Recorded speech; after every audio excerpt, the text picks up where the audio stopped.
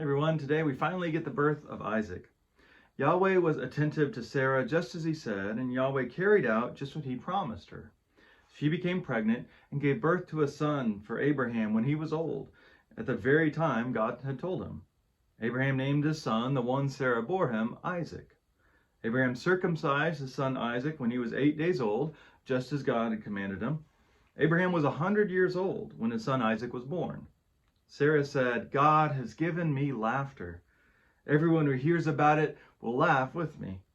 She said, "Who could have told Abraham that Sarah would nurse sons? But now I've given birth to a son when he was old." So this is what we have been waiting for since Abraham's call all the way back in Genesis chapter 12. And I feel like there should have been a finally in there somewhere. As you read through this, you probably heard a lot of things repeated, right? There are pretty clear things being emphasized, that the promise is kept, right? Just as God promised. It emphasizes their old age, as if we didn't already know. He was old when God called him, and now he's older.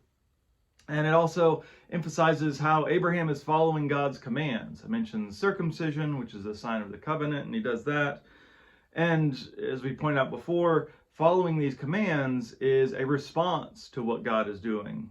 God doesn't reward them by following the commands with these gifts. God makes promises, God follows through on them, and then Abraham responds.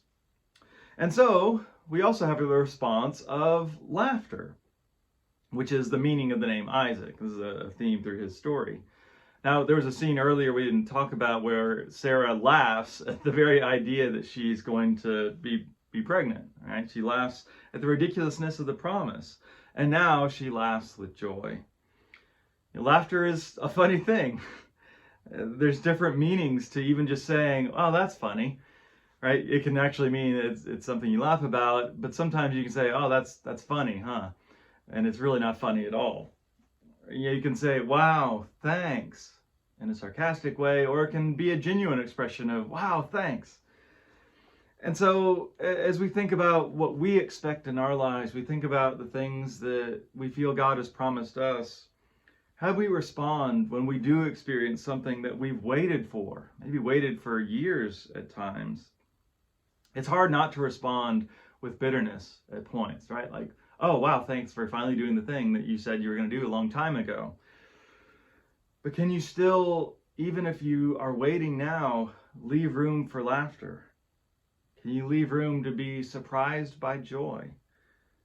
I can't promise when or if those things will come, but who knows?